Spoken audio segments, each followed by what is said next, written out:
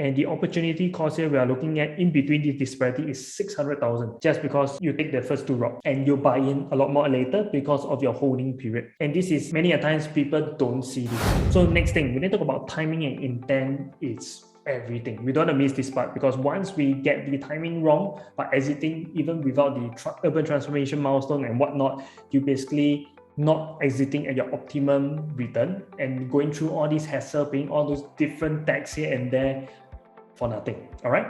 So over here, we talk about balancing mindset, because we are doing an upgrading during this period of time from one to another, and we're not just doing one time, we're doing multiple times.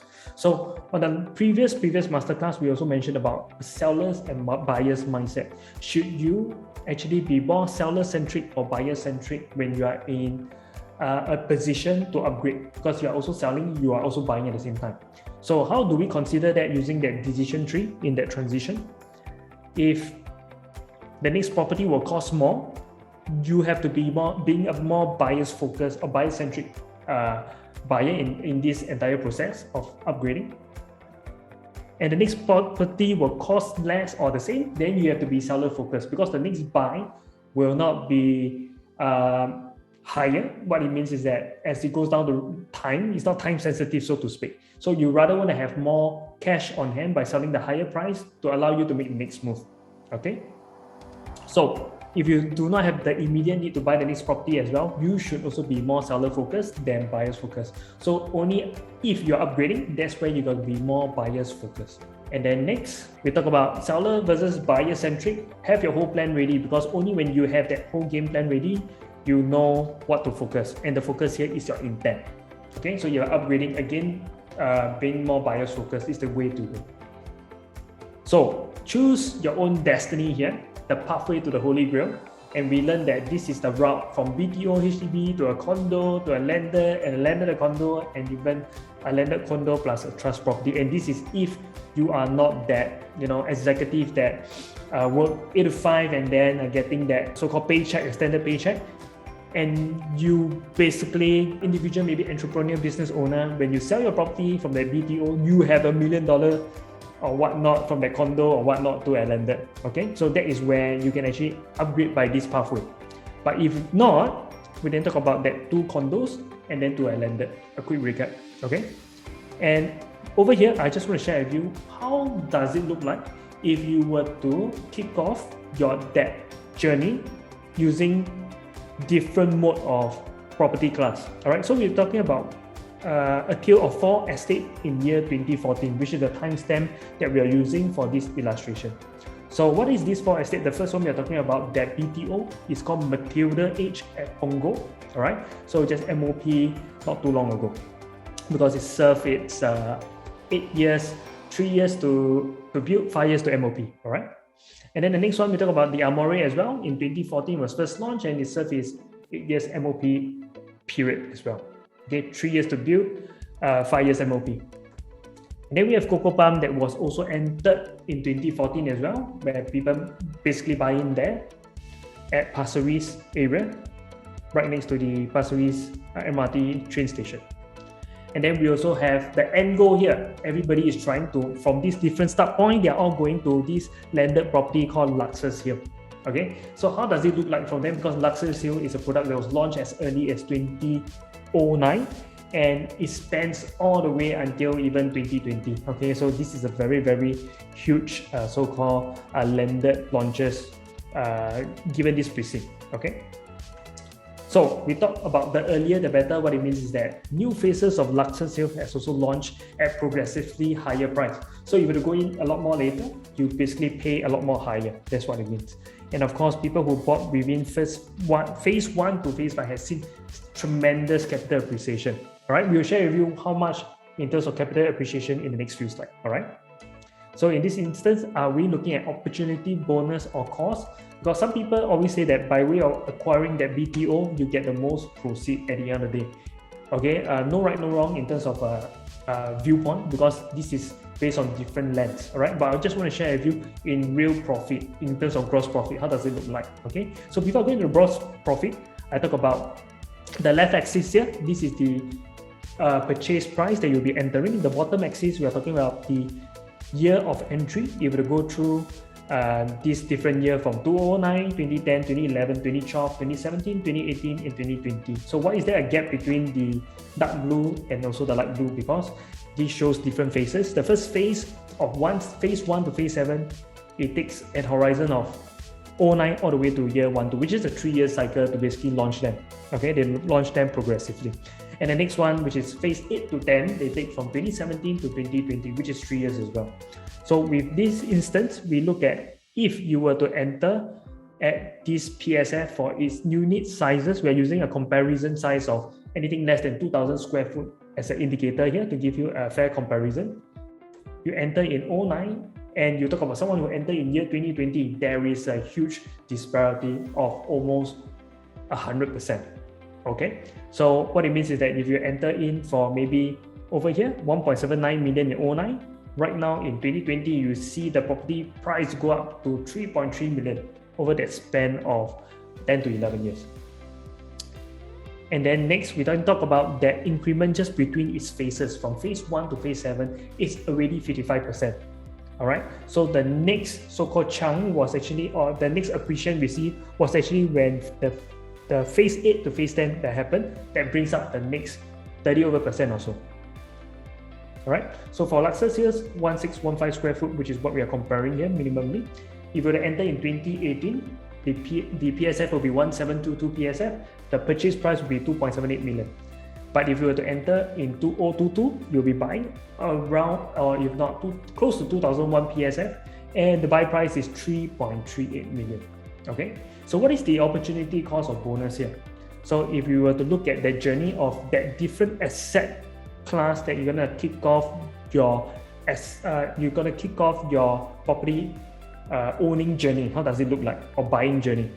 So in this instance, we talk about Mr. and Mrs. both are 28 years old, each earn 6K a month, so their household income is $12,000. So that's where they are able to buy that BTO, right? So they start that 28 years journey in year 2014. And basically these two falls under the income ceiling, so they can apply for it. And construction takes 3 years, MOP takes another 5 years, and they can then finally start selling. And when would that be? That would be in year 2022. Okay, and comparing to someone that actually, and with that we talk about upgrading, they exit this and buy the next property, they will be entering about 3.38 million. Okay, because of the holding period required from point of purchase. And then we talk about if you were to buy the Coco Palm, construction for 4 years, basically seller's stamp duties back then is also 4 years. When you enter in 2014, you are able to sell. And at that period, we are talking about 2018, and this guy is probably 32 years old, and he is actually able to enter at a way lower at 2.78 million. Okay, so next we then talk about buy price. How much did these people enter for their property? So for Matilda Age, a 4-room flat, for example, because we're using close to the same size to give you some matrix here, people would have actually BTO it for 279,000.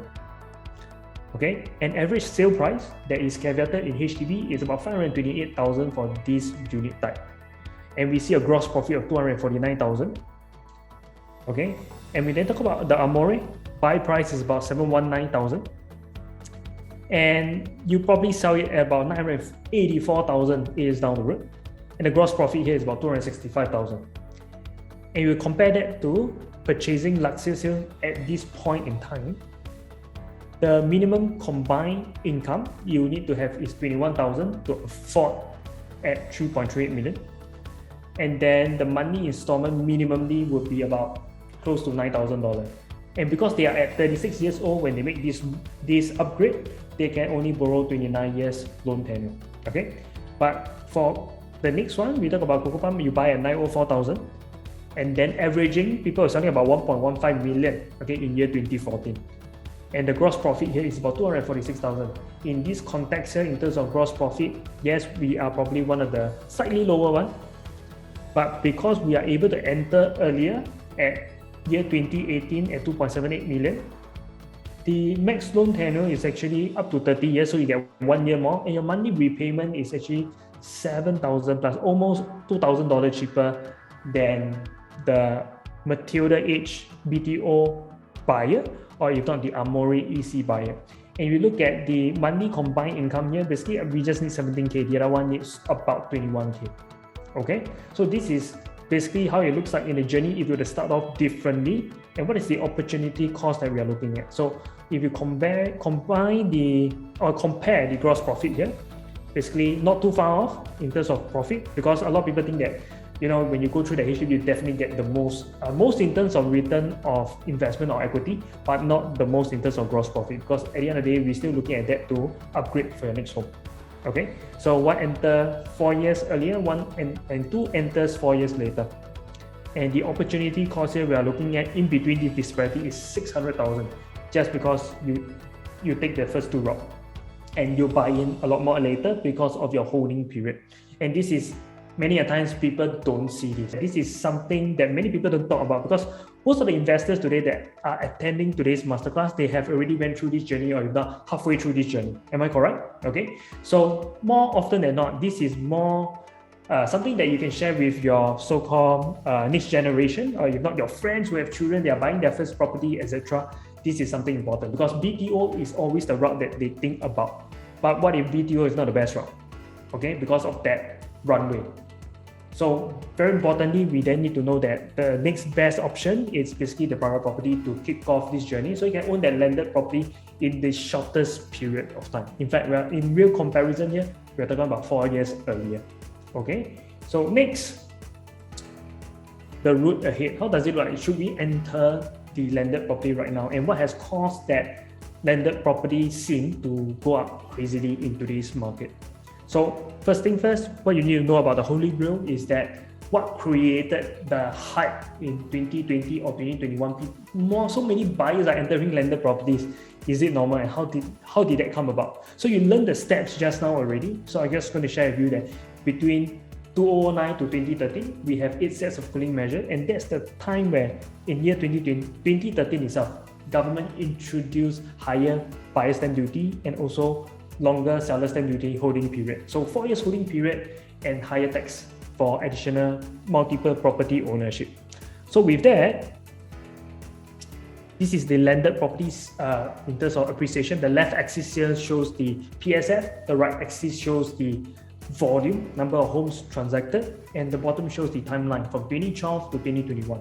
So what we want to show you here is that because of the introduction of the seller stamp duties in 2013, as well as we talk about the so-called decoupling process that people talk about. Okay, so decoupling as a so-called strategy was only introduced closer around year 2017. Okay, before that, nobody talks really much about it. So in this instance, because we talk about the government introducing that so-called cooling measures, ABSD, and also the SSD, to cool down the market, and 2013 is a very, very hot market, 8 cooling measures to be introduced by the government. So people who have bought in then, they will have to serve 4 years of seller stamp duty. So 4 years is being served, and of course when 2017 that was being introduced, decoupling, I hear a lot on the ground. In fact, I've been advocating myself to the clients on the sales floor in 2017 also. Those who have taken action to basically did that decoupling went in again in year 2017 or if not 2018 to serve the next 3 years seller stamp duty, where we talk about one condo acquiring that one more, correct? Which is the pathway that you saw just now, not a condo straight away to a landed. So when they served the 3 years seller stamp duty along with their first property 4 years seller stamp duty, they exited both in year 2020. Okay, and once they did that move, right, it actually brings up the market like crazy. And again, what you learned on the masterclass previously is that transaction volume equals price appreciation. And many people were wondering how come this can happen, because they apply that roadmap that I just mentioned to you, owning one, decouple again, and one more, selling both to finally own the landed. And the earliest timestamp they could do that is 2020, 2021. All right. So if you right now understand the roadmap right now that people has been applying, and basically if you are halfway through this journey of that 2 property ownership, this is probably the next step you should go.